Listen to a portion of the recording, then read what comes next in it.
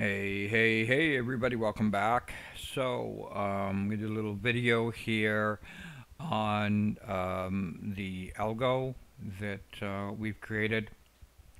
It's called the Patterson FX strategy, but it really applies to any market. And, I was fooling around with it the other day and just looking at the various uses. As you can see, it gives signals. It's not designed to be traded on a daily chart. It's designed to be traded on a smaller time frame chart, 15-minute and lower. It was tested on the 5-minute chart, and that's where I find it works best. But another one of my students that bought it came back to me and said to me he's found a really good use for it, that it wasn't really intended to do, but it turns out it's working really well for him. So I wanted to share that with you. So many of you that know me know that I don't use any indicators, and the only reason why you're seeing like what looks like an indicator on this is because this particular algo indicator is responsive by 1 bar. And the main reason that I don't use indicators is because they're all lagging, with the exception of this algo's indicator. It's responsive on 1 bar. So you can see here it was green, 1 bar changed it red.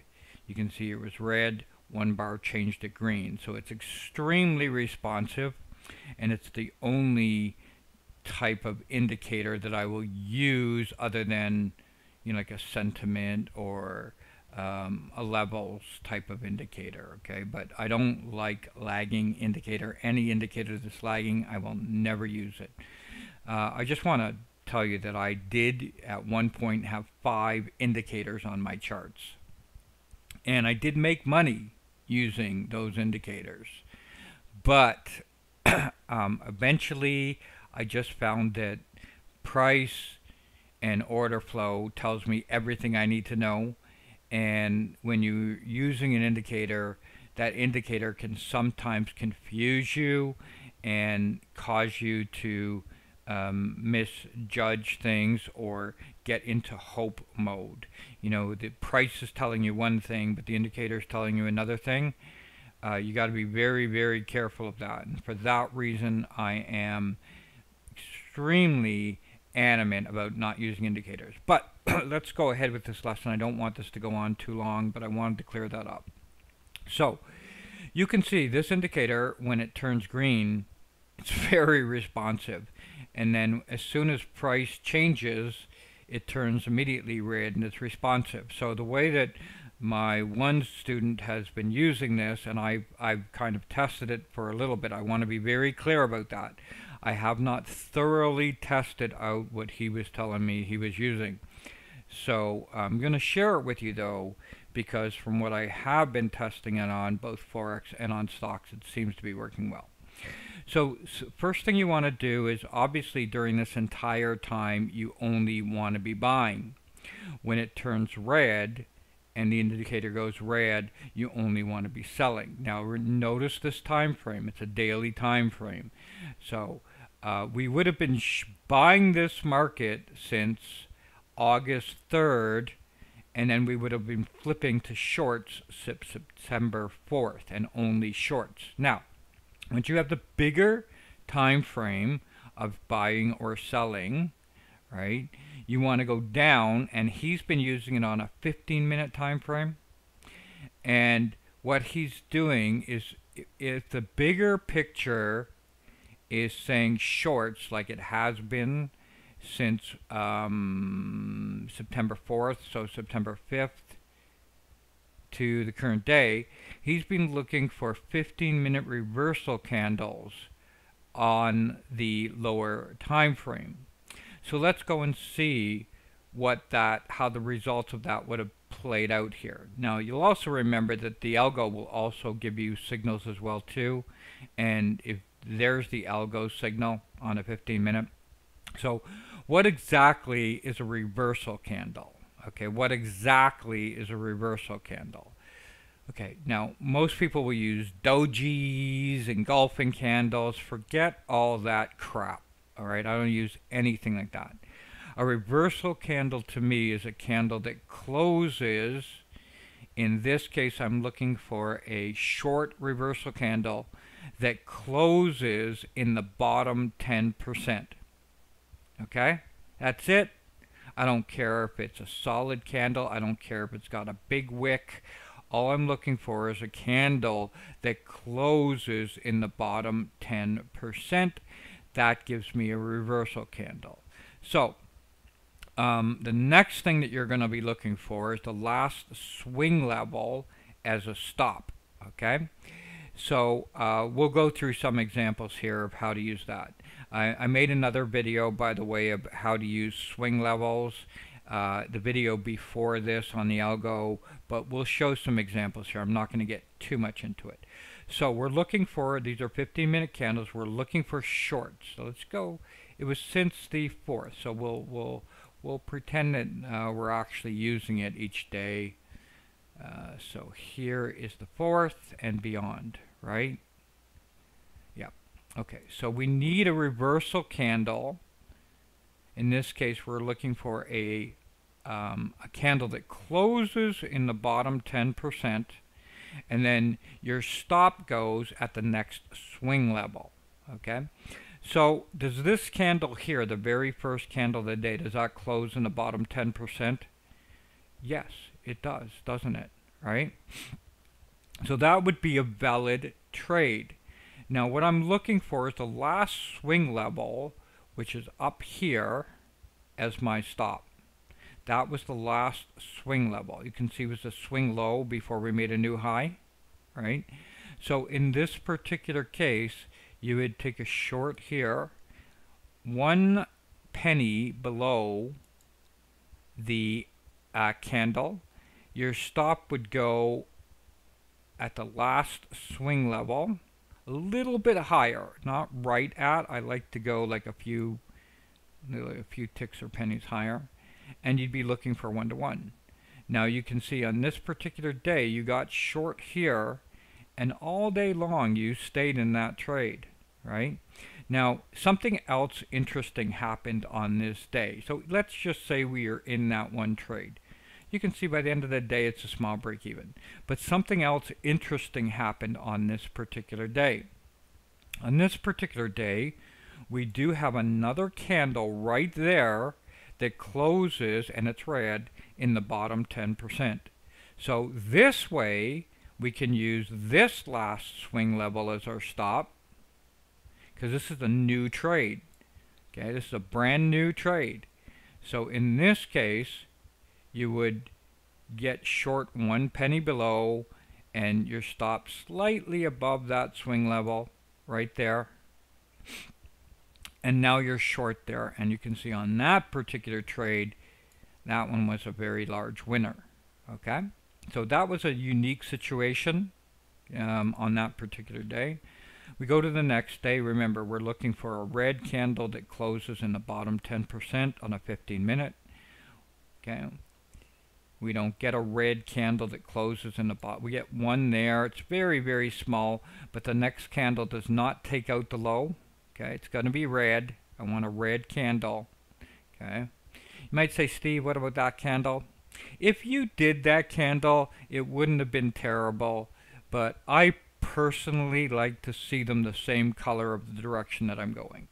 Okay, there it is right there. Okay, so there's your red candle at a high, right, that finishes in the bottom 10%. Now, the problem with this candle is this is the candle that makes the high. Okay? So you got to be at a swing level, right? You've got to be at a swing level. Now, the problem is that this candle happens 3 candles after that high. If it happened to add that candle or the next candle, I would qualify that. But because it's happening another candle later, you're no longer trading a 15-minute chart. Now you're trading a 45-minute chart. Okay? So even though that candle does close in the bottom 10%, to me personally, I like it to be at that swing high or the following candle at that swing high. So for me, this would not have qualified, and that's the way that I teach my students to use candle entries, and so I wouldn't take that trade. Okay. Now, here we have a similar situation, unfortunately. Now, you got to ask yourself, does that make a new high? And it does, doesn't it? You can see if I really zoom in on that candle, that this candle makes a high, this candle makes another high, and this candle makes another high, which makes this candle is a valid candle because that candle was at that swing level. Okay? Now, unfortunately, this trade did not qualify because you did not take out that low by 1 penny on the next candle. So that trade, even though it worked beautifully, that trade would not have qualified as a short for me. Now, you'll notice the market comes down and we retrace back up and we get the red candle that closes in the bottom 10%. This candle meets all the requirements because we have made a new low, we have pulled back, and we've made a swing high. So in this particular case, this candle would have qualified if the following candle takes out the low. And there you can see that would have been my entry. My stop would have been slightly above that swing high, and that trade there gives you an incredible, much better than, I think that's like 2 to 1 on your money easily. Oh, why does TradingView do this? Oh my God, it's so annoying. So that gives you a total of, there's 2 to 1 on your money. If you manage to get the low on that, that's 4 to 1 on your, oh sorry. If you manage to get the close of the day, that's 3 to 1 on your money. So there's 2 days, okay? I think you guys get the idea. So the next day, we're looking for a candle at a swing high that closes in the bottom 10%. So technically, that candle qualified. Now, you can see that you would have gotten stopped. You would have gotten into that trade because it just takes out that low. I'm trying to keep this as real as possible for you guys. So there's the low right there. Ah, it didn't qualify because it didn't take out that low. But this trade here makes a new swing high, closes in the bottom 10%. There, that is a qualifying trade. Your stop goes slightly above that. There's your, oh wait, there's your trade right there. Your stop goes above here. And that trade turns out to be a nice winner. And at very best, it gave you 2 to 1, right? Almost 2 to 1, right? But definitely 1 to 1. So 2 winners there. You get the idea. So let's go through the process one more time here. You look at the daily chart as a major filter. Now, one other thing that he said he was using is the angle of this indicator. So what he was doing is if the indicator was flat, in other words, if it was flat, remember this is one candle responsive, so you're going to know that. So in this particular case, for example, on Tesla, it was flat, right? So on this day and this day and this day, he was saying he was being a little bit more picky on the conditions of his trade versus when the daily indicator is very directional, he was being more aggressive. Okay? So what would that mean? So for example, on this day, if he was going to look for a short on the shorter time frame, he wanted to be more conservative with his stops and his targets. Okay, and same on this day and same on this day. So let's go through that. So we have 3 days where he was going to be more conservative on his targets. Remember, this is on the larger time frame. This got flat. So, for example, on a day like this, you can see that none of these trades qualified at a swing low. So he didn't trade on that particular day. Now on this day, is the evidence. There's your candle that closes at a swing high and bottom 10%. So on this day, he said in all fairness, he wasn't looking for 2-to-1 on his money. On this particular day, when he found that trade, he was just looking for 1-to-1 on his money. So that's what he meant by he was being more conservative, and he was placing his stops a little bit further out, something like that. Now you can say that trade does give 2-to-1, but in this case, he was just very happy to get out at that low and use a little bit wider on the stop, because the daily filter was a little bit flat. And here's an example on this day. The very first candle closes bottom 10%, right? And that was a break-even trade. So that was what he was doing. So let's recap the conditions that would be required in order to use this as a filter on top of the other signals that it gives. If it's green and it's